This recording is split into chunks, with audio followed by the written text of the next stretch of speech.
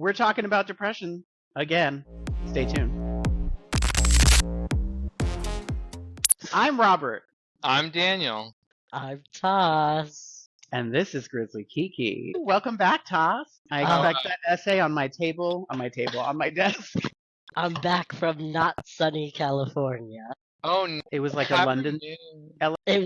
So I didn't know they had this thing called Gloom June. And I was like, wait, number one, it's not June. They were like, yeah, the Gloom June has now come into May in LA. Oh, no. It's like, they said it doesn't get really actually sunny and warm until July these days in Los Angeles. Is that because of the smog or something? It's the smog, it's like spring like being persistent, and I don't know, it was weird. But now it's sunny this week, of course, after I've left. Wow.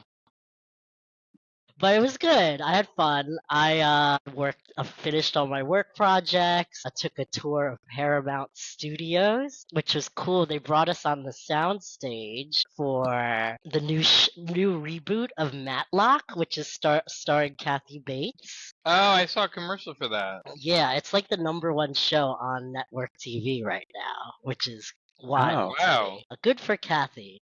Right? I'm so out of touch. Wow, I had no idea. Yeah, she plays like a really fierce, like 75-year-old version of Matlock as a woman. Okay. The old people love it, and then like the gays who love Kathy love it apparently. So yeah, it was fun. I've never been on a soundstage before, so that was cool. And what's Matlock? Matlock is a lawyer, a detective. Yeah, remember like that old show in the 80s, and it had like some catchy jingles like da da da da da. I think that's the Matlock. I don't even remember. They all sound the same. The 80s songs all sound the same. But yeah, she's a lawyer, a very fierce lawyer actually, and like she's like going up against like up and coming young lawyers. So it's like, oh wow, older people versus like younger people kind of like dynamic of a show.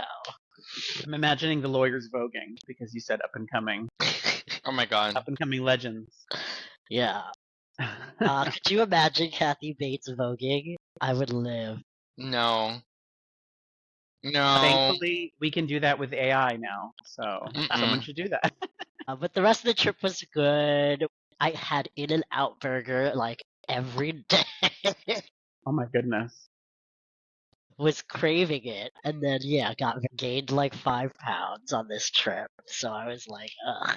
And then went to Disney on the last day, which was fun. Have you seen that meme going around of Clarabelle Cow from the old Mickey Mouse cartoons? And there's basically this meme going around of her voguing, actually. No. And she's like, and like the person playing Clarabelle Cow is always being sassy, like gay, like in Disney. And so my friend you're and talking about someone in a costume. Yes.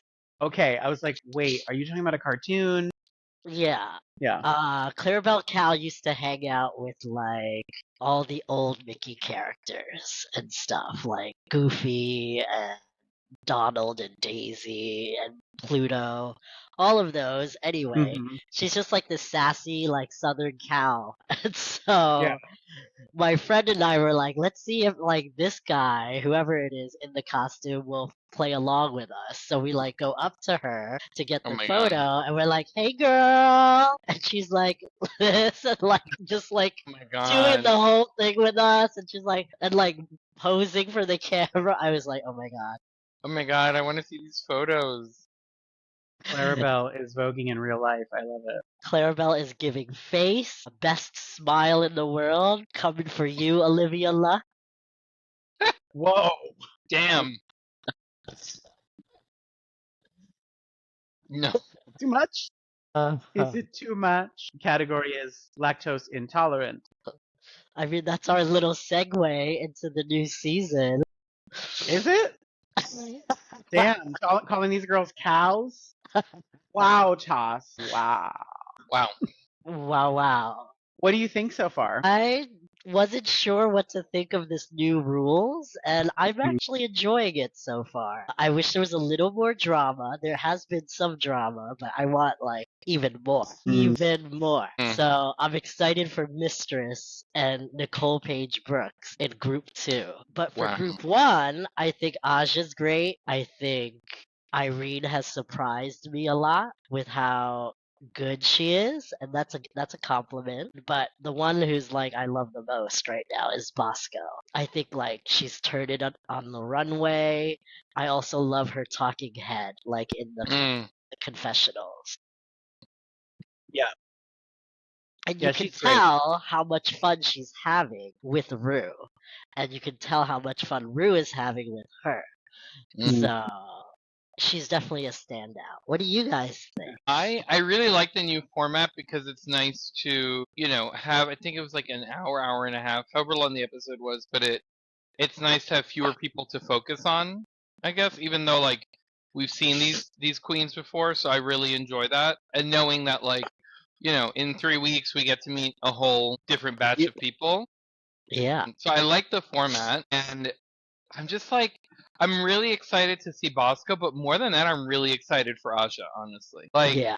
it's been knowing her for as long as we have and seeing her like go through all these transformations and, like becoming a singer and a rapper, then leaving drag, then starting voguing, transitioning, like seeing her live out her life in such a like public way and being so honest about like Yeah. what she's gone through over the years, I think has turned her into somebody who was very much like vilified and bullied during the airing of season 9 into somebody who is super empowered, more authentic than she even was before, and like really knows who she is. And I like it's such a different version of her to see on TV that I'm really glad that she came back. I love That lip sync was just flawless and amazing. perfect. So Like good. it just so I don't know. I guess Bosco and Aja, and then whoever else wants to fill in is fine. Honestly, For me, agree with everything you said. I feel like watching Aja on this season, she's the most comfortable she's ever felt. And I feel more of an energy of like an actual like matron mother of a house from her. And like I love that. Love that. It's like wisdom. It's like she has so much wisdom in her presence now. Yeah. I also love that photo that was like circulating online of her in like her house Yeah. or half house. Yes. It was really great to see like how like loving she is. That comes from like you were saying a lot of like her life experience and going Yeah. through like the machine and then stepping away and then going into the house scene. Like she's learned those skills about more community, and I love that. Yeah. Yeah. Like I don't know. Yeah, To me, she's the standout right now. her history with drag is really interesting because I'm remembering, like, I love how seeing her go through so many different forms and us having the context of having not just known her but like interviewed her in depth several times. It makes it so interesting. I'm just remembering how she told us that she started doing drag by putting on her stepmom's clothes. Am I thinking of the right person? Maybe I don't Am I really wrong? remember all of that. I remember her saying something like that, and that it being a thing that like essentially started in her living room, like her family living room. So it just like it's very interesting to understand potential is one thing, but to see it actually carried out is like it's wild. And so to see it through Aja is like it's Yeah, special. Like this is a very special moment. I right love now. it. I also love her confessional look because it's so like I don't give up. This is me, and you're gonna enjoy. Because you know how like sometimes on All Stars, like people just like want to make sure they look like the 150%. Like they give that like that filter and that presentation, like all the work, all of that. And Aja came as to me, it looks as she's just so comfortable and natural in it, and I love that. It shows She came she's at determined- peace. She came determined to be herself. Like when she's not, when, she's not doing drag, this is the version of her that she shares with the world. Yeah. It's really interesting because I think that this to me reads as a very authentic look, whereas like most people are putting on makeup and not Yeah. to say that she isn't, but I'm saying like there's kind of a facade, you know? Yes, I Even though totally agree. this is supposed to be kind of an unencumbered view into these contestants, it then becomes a facade when they start adding things on, and it's nice to get a like a genuine feeling from it. And, you know, I think Aja's she's that girl. Like this is a thing that she was gonna do. Yeah. Um, I love and how yeah, she's made friends with Irene of all people. Mm-hmm. I Because think because they understand the art of shade and it kind of being cutting and maybe getting your feelings hurt at first and then realizing, oh wait, this is a game and she just got me. You know, like yeah, I it's think like that the "you got Mm-hmm. me, gal," and then like kikiing about it Yeah. after. right. Yeah, Yeah, it that was was a fun great. moment. Hmm. I am I'm loving Aja and I'm loving Bosco a lot. And I am really excited to see this more confident version of Bosco Oh yeah, doing for sure. amazing things. That coffin look was spectacular. And so I'm excited. And we love Aja and Bosco and their confidence now. And I see like both of them went through transition, and it shows Mm-hmm. like their experiences through that has brought this whole new confident energy for both of them. And I love that. Yeah. Different from where they were season 9 and season 14. Yeah. I think it's also nice to see these two trans women who are amazing performers and drag artists like be on the show and not have to hide. And I know that that has like not been a thing now for a few seasons, but there's something very special about the two of them I think on this season where it's changing the landscape of drag race, you know, and who's allowed to compete, who's allowed to be there, and I think this it's nice to see that that erasure of trans women, at least in the landscape of drag race, has just like without a doubt like been gotten rid of. Like there's no way Mhm. that they can ever again limit who they cast. You know what I mean? Like Absolutely. I think that that's super important, especially knowing that some of the queens who are now openly trans, like in the past, like bought like men's clothing to compete on the show, cut their hair, presented differently. Like hearing stories like that, it's really sad because drag is about being authentic and expressing yourself, but they felt like they had to change who they were to compete. You know what I mean? And so Yeah. I just think it's really beautiful because now it's like it's not like even an issue.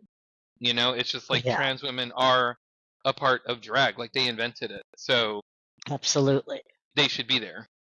Absolutely. And I love that they are there as role models for younger Hmm. trans folks as well, who are like just coming into their transition and going through all of that as well. Because we had Sasha Colby, and I love Sasha, and I think she's such an important role model, but she's also a veteran, and she's been Hmm. a confident trans woman working in the business for a very long time. Right. And that's another type of role model. And I think a role model like Bosco and like Aja, who had to go through a lot of like that, finding their own confidence and then becoming even stronger from there. Hmm. Everyone seeing it on national television, both sides, is wonderful, I think. Yeah. I'm excited for the young drag race fans who are going through or who are questioning their gender or who are essentially like either about to go through this process and are like already familiar with these people and now it becomes a thing of like the hope of what can be, like it's I think that's beautiful. um Yeah. yeah. Yeah. I Let's loved Bosco's looks. Yes, I love the casket one, the coffin one, but I also loved her very first one. The Bowie like ensemble Oh was my like god. blew my mind. I was like the detail to that look. Wait, are you talking about her the basically like walking into the workroom kind of look? Yes, the Mhm. flat top and the tie becoming a bikini. Is that not sexy Dilbert?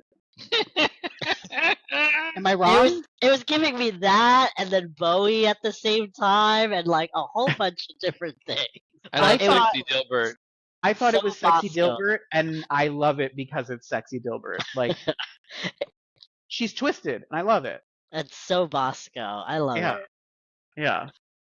Ah, And I excited. also, Yeah. speaking of looks, I didn't love how everyone was telling Aja that her arms didn't match her chest when she was the Pokemon character for the runway. That's what that Pokemon character looks like. Exactly. Hmm. So why wasn't there a correction of that note? Because they have Yeah. to find something wrong, right? Like at the end of the day, like they're always gonna Oh like. yeah. It's like this is amazing, but this one little thing that you didn't do, like, oh, that's damning. You know? Stick be- But it's accuracy. Like, yeah. let's be accurate here. Hmm. Mhm. So I would like there to be a retraction. But like no, but seriously, I think that the show is already kind of unfair in the way that it follows a format and it takes the idea of a pageant and it turns it into like scripted television essentially in a way. Mhm. So you should at least allow these girls to take their reference points and then show them exactly as they look, Hmm. or their filter on that look. But, you know, don't make it seem like she was deficient because her arms didn't match her chest when that's what the character looks like. Sorry, I'm getting upset on behalf of Asha. I expected there to be some kind of back and forth after that comment was made. Um, I think Aja's trying to be nice too, because she really wants to like show she doesn't lose her cool after everything, and I love Hmm. that. great. She's matured a lot. Yeah. Okay. So today we're going to talk about. Okay. So originally the topic was movies that cured your depression. But I'm realizing that we don't all, like, at least Daniel and I don't relate to things like movies the same way, or like gravitate to things like movies the same way as we would like music, for example, in a Mm. moment of depression. So I would like to open it up beyond movies, but the original topic was movies that cured my depression. And so I think first I would love to know how the two of you picked your movies, like what criteria you used for this, Mm. or whatever it is that you're going to use. Well, I've been thinking about it all week, and I had a really hard time to the point where I just knew, like, in terms of movies, what typically does it for me are like horror movies, and I don't really have any kind of benchmarks in my life where a movie cured my depression. So it was kind of hard for me, but I did know, like, okay, so horror movies I turn to a lot, like when I'm anxious, nervous, sad, or in a state of depression, because it's like somebody's taking those two paddles and like boom, because it's giving my like anxiety a different focus, Right. and it's just entertainment. Like I don't have to think about it, very much. I'm being scared. I don't have to decide if it's funny or sad or anything. So the criteria were a bit loose because then I was like, okay, what's the first like horror movie? And I couldn't really think of a set one. And then the other types of movies that I really enjoy are more classic older movies. So then I thought about one for that. So that's kind of how I looked at it for myself. I decided to take the two, like, I have a lot of moments where I was, like, now looking back, having gone through therapy, where I was very clearly in a depression but didn't understand that. And so I basically rewinded to my very first one, which was as a child, I would regularly get upset at my parents and I couldn't really understand the level of anger I was feeling. So instead of expressing it, I would just go up to my room and put on Batman Returns and pretend that I was Catwoman. And so that was very helpful. I would pretend, actually, no, I'd pretend that I was the Penguin because at the very beginning of the movie, the parents basically throw the penguin away. And I would have a lot of moments like that where I felt that way as a child. And so Batman Returns was the thing that like soothed me when I was having those moments of like intense anger toward my parents. So I decided to go with that one. I went from telling you about my criteria to basically explaining the thing. I decided to go with moments in my life that I remember were intense in that way. So how about you, Toss? So when I was thinking about these, I also had a little bit of difficulty, but then I tried to think of my childhood and like my adolescence. And whenever I was depressed or sad, whether it be like from school stuff or family stuff, for me, I'm someone who likes to escape reality a lot. Yeah, some people do that in horror. I enjoy fantasy a lot.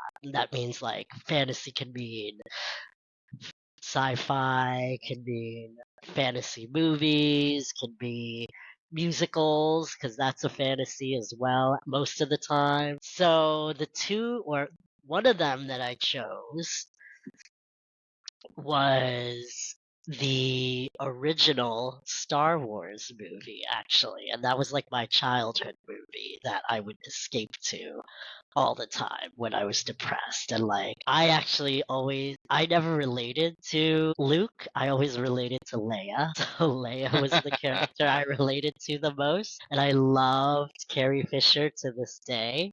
And I grew up obsessed with Carrie Fisher, especially her story too. Like, if you've ever, like, her like real life story and how she like went through addiction and alcoholism and all of that and going through like all of like her own like issues with her family and she just became like a real life princess and it was like someone I really looked up to growing up as a child and I Hmm. like was obsessed with her in all the movies. I cried when she finally died. Spoiler in the final movie.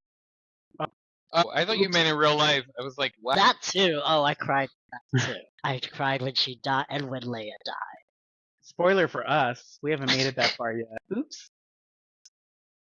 Yeah, but then we can go back around. I could talk about the other one because the other one is more about like my adolescent years. Was there a particular scene that was like, because I feel like with these movies, sometimes you don't have to watch the whole thing. You can just watch a piece of it and you get like a microwaved version of the Oh feeling that yeah. you get from it. Was there a particular scene that you're like, I have to stick around at least until this part? Oh yeah, for me it was when all the way towards they're like on the Death Star and then Leia becomes like the badass in the whole thing and she like always cheered me up because she like didn't take shit from Harrison Ford. And like she was like, "You two are morons." And like yeah, Mark Hamill and Harrison, and she was just like, "All right, we need to like take care of this." And also like the beginning when she like didn't take shit from Darth Vader either. Like she would always cheer me up. Like Princess Leia was such an empowering character for me growing up. It's so interesting And to know. yeah, so like that movie always cured my depression, like as a child, because I would watch it like all the time. Like I had it on VHS, and even when it like came on syndication, I would stop and watch it no matter what. Yeah. Have you So ever I gotten into like cosplay? like LARPing? No, Well, I've no, never not LARPing. No, not LARPing. I mean, cosplay. Yeah, dressing well, dressing up as a yeah. character and going to like Comic Con or Yeah, whatever. all the time. I went to Comic Con all the time. Even Oh, when I I didn't was know. older, I went to Comic Con with my ex. I just found a photo actually while I was cleaning my apartment of my ex and me with Stan Lee. Oh, Oh wow. wow. Yeah. I kind of want to cut out his part and just keep the part of me and Stan. Do it. Well, you can use I don't know which iPhone you have, but I could with like my iPhone I can like cut him out Uh, without we'll talk about that later. yeah, so let's talk about it. Let's make it happen. But yeah, Yeah. No, I just the way you're talking about it, I feel like you'd really enjoy it. it can be very overwhelming, those Mhm. those like conventions. Yeah. Because like I'm not at that level with certain people. With certain like I've considered myself like a sci-fi fantasy geek nerd, whatever, but not at the same level as some of these people I've met. It's like Mhm. a whole nother level. But Right. yeah. Yeah, it's fun though. It can be fun to like escape because that's like a part of like escapism too. Mm-hmm. And it's a part of you that cheers you up because it's like Mm. getting in touch with like a side of you that you grew up with a lot. Yeah. Yeah, it's an adult element of play, which like we Yeah. don't get a lot of opportunities for that as adults. Yeah. So, Daniel, did you already share your? No, I didn't. I Oh, didn't okay. because I had such a hard time. But it's funny. I feel like I didn't do my homework, but I actually thought of a movie while we were doing this, and one of the movies that I would turn to a lot when I was younger was Labyrinth with David Bowie and Oh, Jennifer Connelly. Labyrinth. I loved that movie. It was just like the music's great. It's really beautiful and fantastical. I always like the phrase that Jennifer Connelly would say at the end where she's like, "You have no power over me," or "You have no power here, one or the other." And I would use that sometimes growing up, like when I feel depressed, and I think I've even told Robert that over the years. Like, I think it's a really applicable phrase to anything that's like holding you back and like I'm not going to say isn't real, but that actually doesn't have power over you, right? Because I think we give people, places, situations like so much power over ourselves that it can become a little paralyzing, and I know I've done that. Yeah. So I like that movie for that, but also like it's such a beautiful movie. I love when they release the restored version because then it's like super crisp and vibrant. And then having gotten to work at the Museum of the Moving Image for a few years and work with the costumes from the movie, it was just like being a kid. Like that like reignited my love of that movie. And it just like I don't know. I don't know. It was just such an amazing movie, and I didn't know the costume still existed. So to get to like put together Sarah's ball gown, to Or get to stuff to David Bowie's. or stuff David Bowie's pants, which if anybody out there is seeing the Traveling Henson exhibition, the rotating case with the two costumes, I created his bulge. I also did the one that's on display at the Museum of the Moving Image. So that was which like I hadn't even paid attention like growing up that he had a bulge, and then we dressed the mannequins and he looked like Sandy from Grease in the hot pants, and I was like, so we went back. I went back and rewatched it. I'm like it's a really big bulge. Like I never really registered that. So we determined that it was about the size of a large russet potato, and that's what we used as like there's not a potato in the pants. It's like No, right. yeah. So that The unit of measurement you chose, like. well, because we had the pants, we looked at like when you actually have the costume and you can like see the proportion. Right.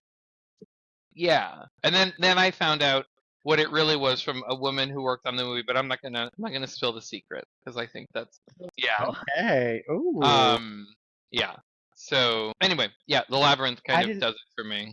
I didn't know that movie meant that much to you. Did you have a particular scene that you would look forward to when you'd watch it? There's just like honestly, it's like scenes with different people. Like I really loved Hoggle, the little. I think he's a troll when he's like killing the fairies with like the little poison gun.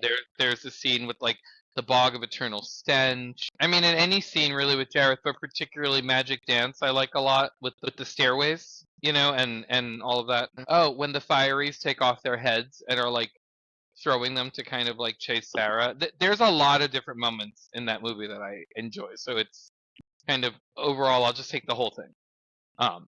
Mine from Batman Returns is it's the whole sequence of Michelle Pfeiffer making the costume into her wearing it, and Yep. then So good. and then going on her spree through Gotham and blowing up the is it the jewelry store with Yes. when she has the whip in her hand. It's Mhm. basically that entire sequence, and I am similarly in love with that same sequence from the Catwoman movie with Halle Berry because it has a very similar Yeah. and like it plays out in a similar way.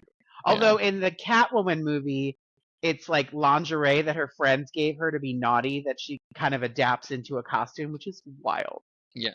Did you see that that Michelle Pfeiffer posted a photo of her next to the costume like 2 weeks ago? Because like it's in a show now, like in an exhibition, and it's the first time like they restored it. Because I remember when when it was that moment in the Tim Burton show, it was just this little like crumpled pile of vinyl, and they just recently restored it and have it like permanently on a mannequin of her, like when Oh she was wow, laying on the bed, and it just looks phenomenal.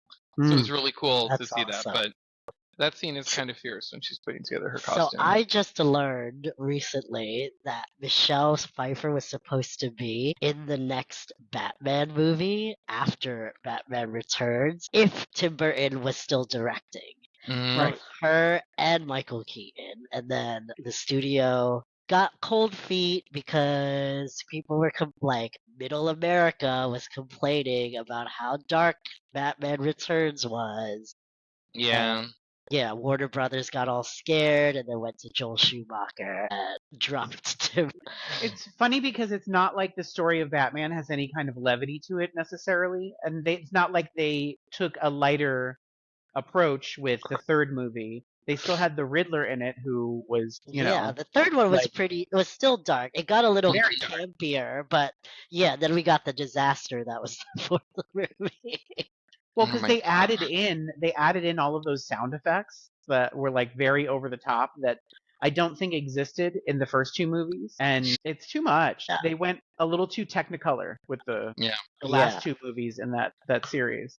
yeah, I It's a feel like lot. the third and fourth movie were kind of showgirls in a way. oh yeah. Like it's just like they went so like Joel Schumacher just like kind of. I mean, I like the characters, but he kind of ruined it. Like it is a dark story. Yeah. Like I thought Jim Carrey did very fine. He did fine as the Riddler. yes, I would have liked to have seen Tim Burton wanted Robin Williams for that role.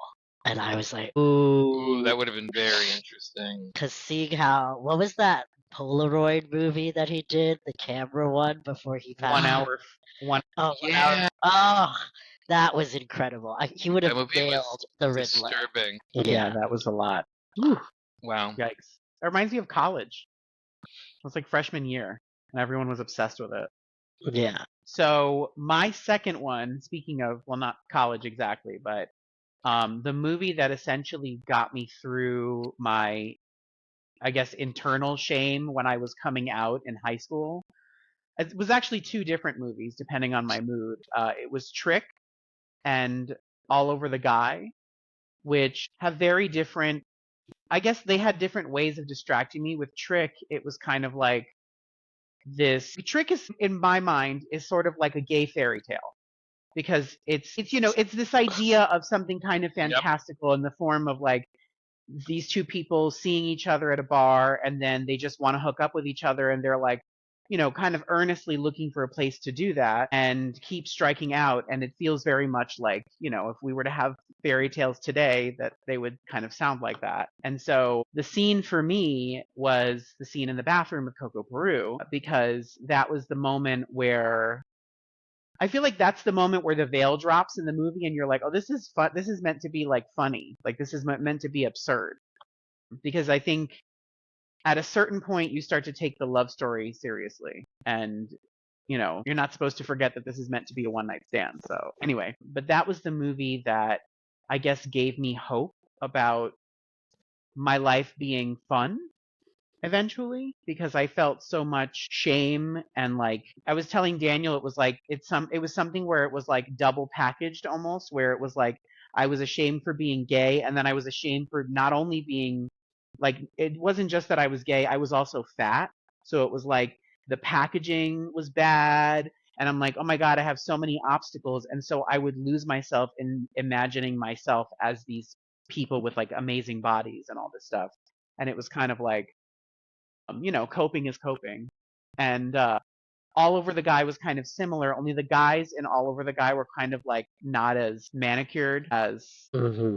the guys in Trick. So it was like, if I was feeling like having something a little bit more fantastical, I'd go for Trick. If I wanted something a little bit more like realistic, I'd go for All Over the Guy. But they were the That's interesting. I used yeah. to feel that way about Broken Hearts Club.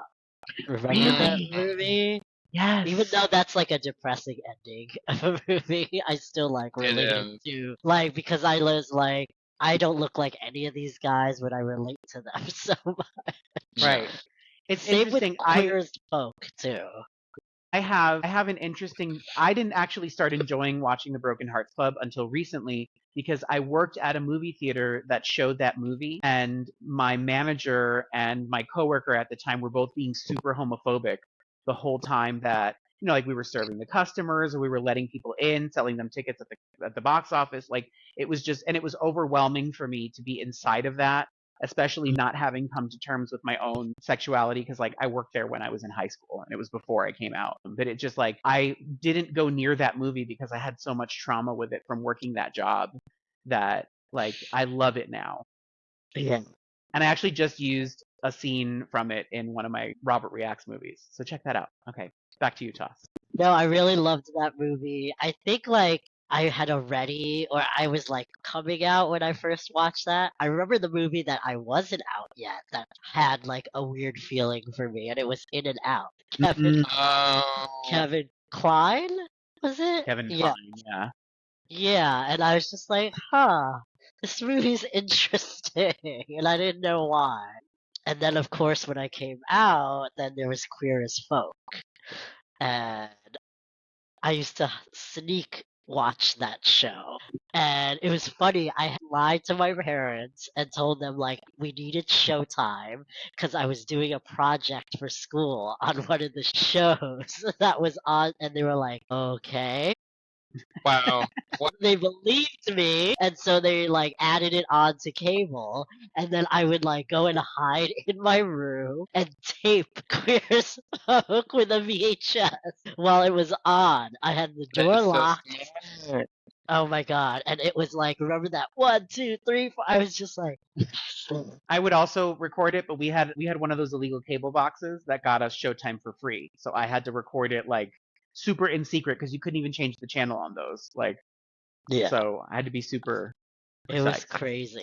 It was, and then my parents thought like once my school year was done, they canceled it, and then because they were like, "Oh, he doesn't need it anymore," and then I pretended and called again, called the cable company in the fall, pretending I was my dad so I could get the second season. Shut That's up. so clever. I don't think Wow. they ever, yeah, they never caught me watching it. So funny. Yeah, that Wow. was funny. But yeah, my It was second, wait, no, what just were you gonna say? really quick Yeah. with Queer as Folk.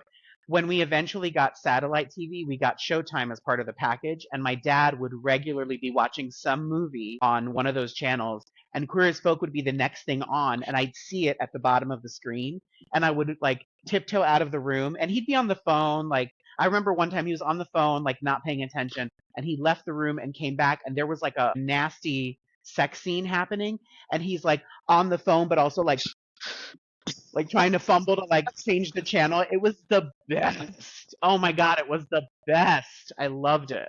I was shocked by that first episode because I hadn't watched the British version before the American version.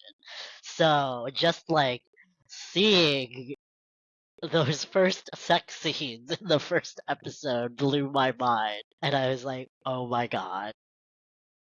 I had a favorite, but I forget, and it was the one that I recorded, and I was like, oh, we're gonna keep this videotape for posterity. I don't Yeah, remember the episode, but it was like I want to say it was Brian and whatever his name is, Justin. yeah. For me, like with that show, I related to Michael Novotny, whatever that Hal House Sparks. Sparks. But Mm.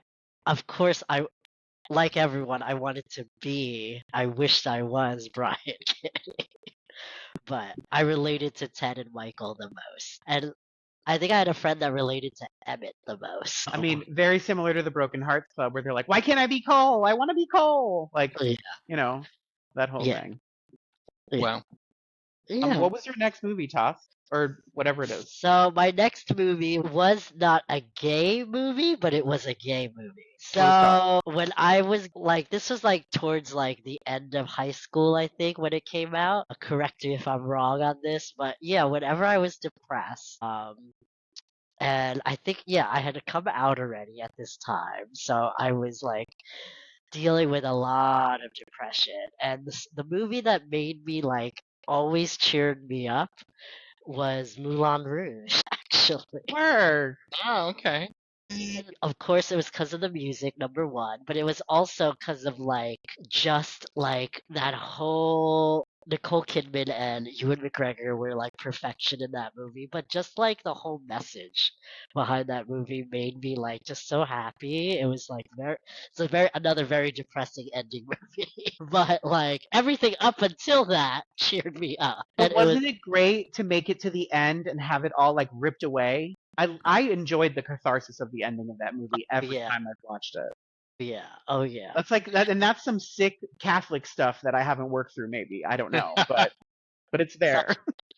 Such such a Wow. elephant love medley to this day gets me every time. That song gets me. The high for me, the scene high was Satine's debut coming down on the and a kiss on the hand. Oh, that whole Hmm. scene.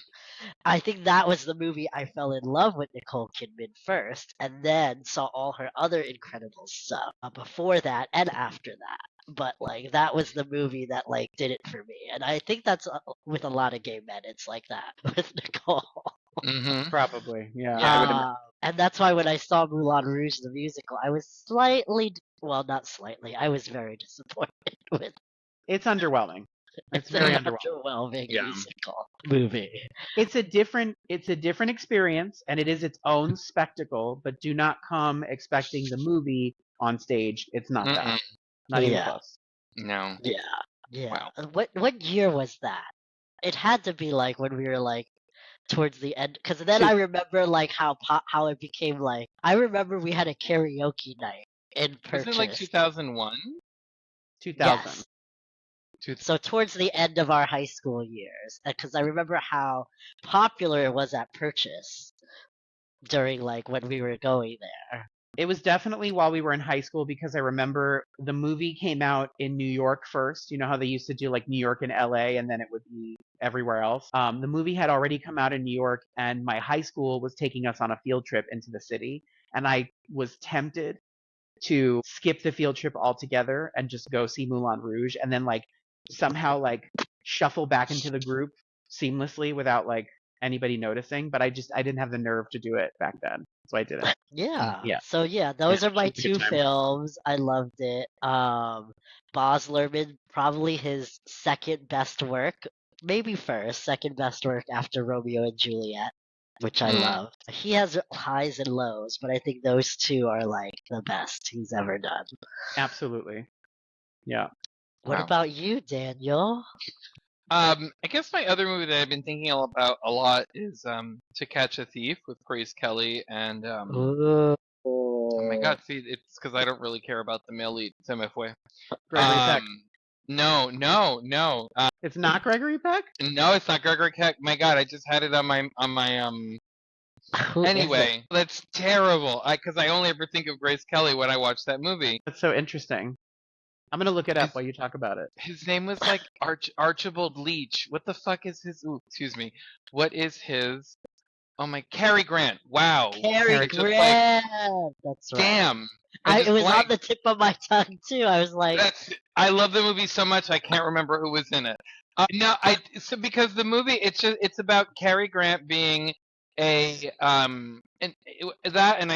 it's about Cary Grant being an ex cat burglar who's now being accused of all these burglaries in Monaco, and it's famously the last or first to last movie that Grace Kelly made before she married the Prince of Monaco, because she met him while filming that movie in Monaco. But something about that movie, we would watch it a lot when I was growing up, and I just thought that Grace Kelly was the epitome of elegance and old Hollywood, and she's so she plays these characters that look to be outwardly so fragile, but then the dialogue comes out of her mouth and the characters are so complicated and kind of biting, and Ice Queen I think specifically in To Catch a Thief, there's this because she doesn't wear jewelry in the movie, oddly enough, and it's because she doesn't like cold things against her skin. There's just these little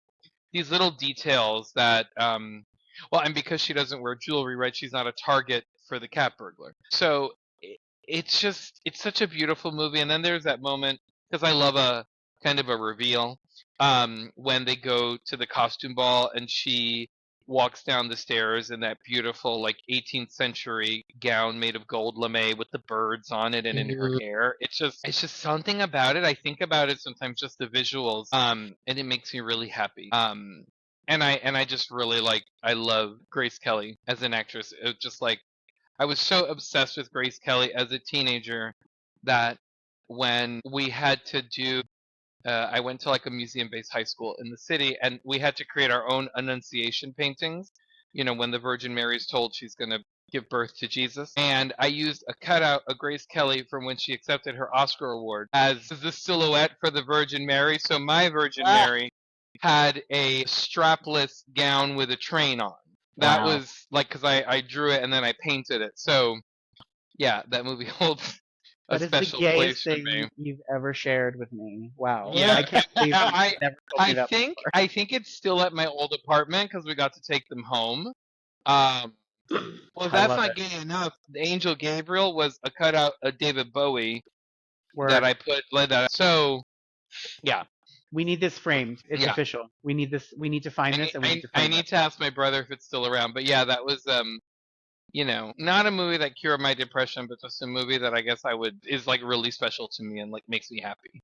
Mm-hmm. Yeah. I mean, it was interesting. The question is kind of like an odd one in a way because I feel like when we're in moments of panic, we go to things that are familiar, but I don't think we think about it ahead of time. It's just a thing that No. kind of comes up when you're having that feeling. And so I guess if were to be completely honest, I don't go to movies at all. I go to Madonna concerts when I am feeling depressed. And for a very long time, it was the Confessions tour. I had a bootleg that I bought from somebody on the internet, and that was what I would watch kind of like on a loop. Like basically every night before bed, I would just start it from the beginning and fall asleep on Aw, it. But yeah, I think like having something comfortable and comforting is important. And so I like that we all sure. have such different Definitely. choices. I think that's Mhm. fascinating. Different and same at the same time. They're all Mhm. very escapist. And there were a lot of cat burglars, strangely enough. Yeah. Well, they're Uh, glamorous. Of course, yes. And then the Yeah. jewels. Oh, And then there's always. jewels. Always. All right, well, this was great. Let's make an appointment to do this next week at the same oh, time. Yeah. definitely. Same Yeah. time, same channel. Yeah. All right, well, share, subscribe, and we'll see you next week. Bye. Goodbye. Bye.